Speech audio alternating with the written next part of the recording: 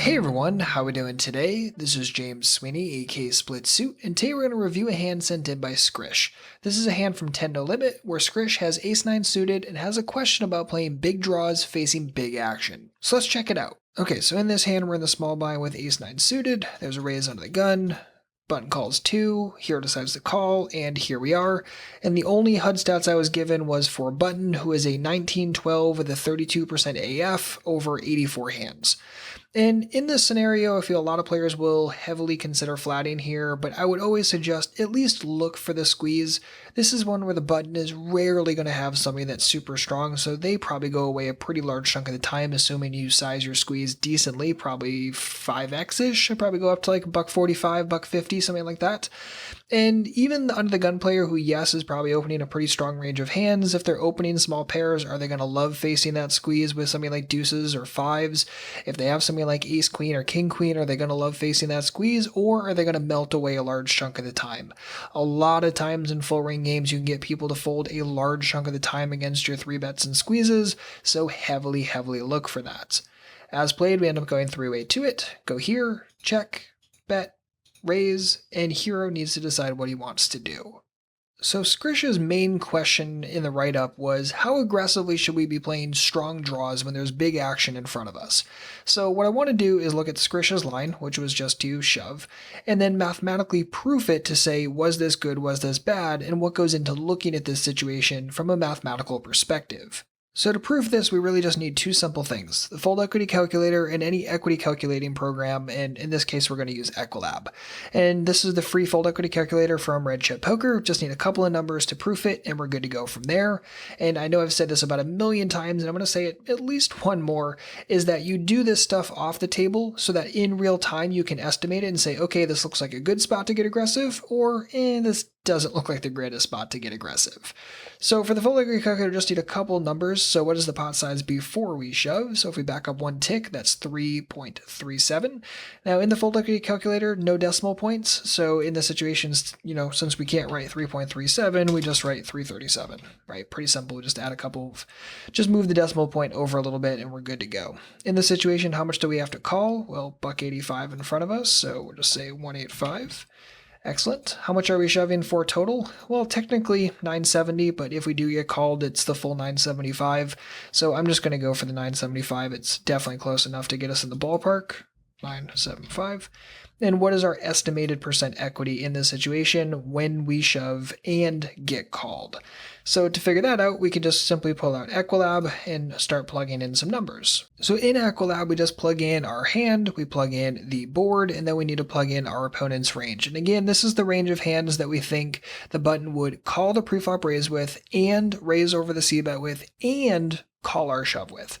So in this scenario, what do we think that is? Well, I always like to start with worst case scenario, so let's just plug that in. Deuces, tens, probably not aces, that probably got a 3-bet preflop, and we're plugging in both the ace tens, right? This is a pretty realistic worst case scenario. If you want to plug in ace deuce suited, okay, fine.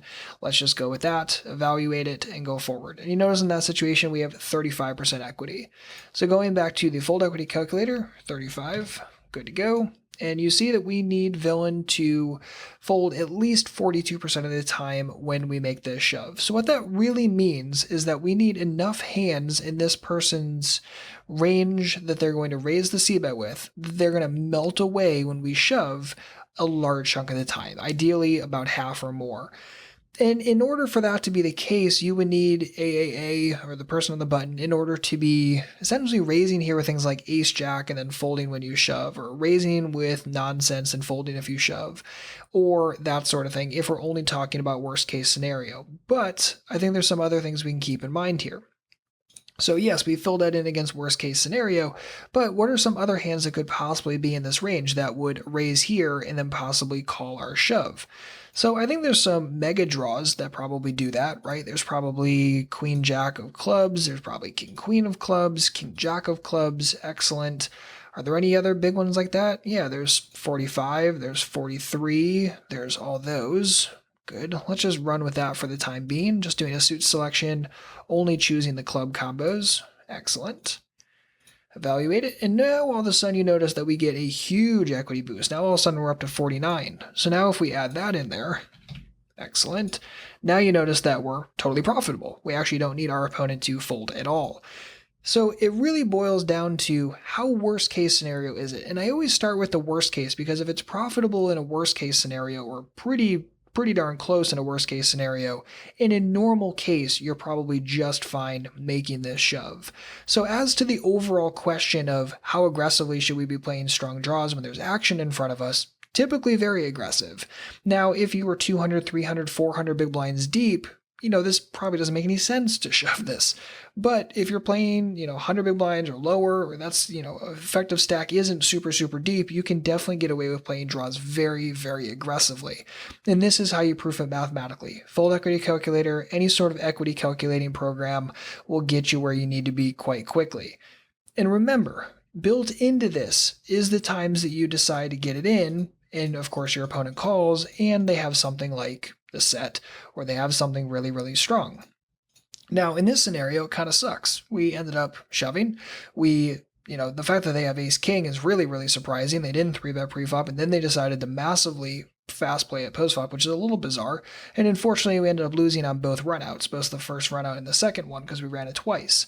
But the point is that this is how you proof it from a mathematical perspective, which is incredibly important. And any information you get here, whether you run into deuces, whether you run into ace-king, whether you run into something totally funky, make sure to take a note, because that's going to help inform your hand rating in the future, both when you're assigning their preflop ranges and also their postflop ranges, whether it's in an all-in situation or just a normal situation altogether. So Skrish, thank you very much for the great hand. If you or anyone else has a poker hand you'd like me to review in a video, feel free to send it to me directly at splitsuit.com/send, and you can always ask me a poker question at splitsuit.com/ask. If you enjoyed this video, please make sure to like and subscribe, and if you have any questions or thoughts on this hand, feel free to drop a comment. Otherwise, I'll see you back next week with a brand new video, and in the meantime, good luck out there, and happy grinding.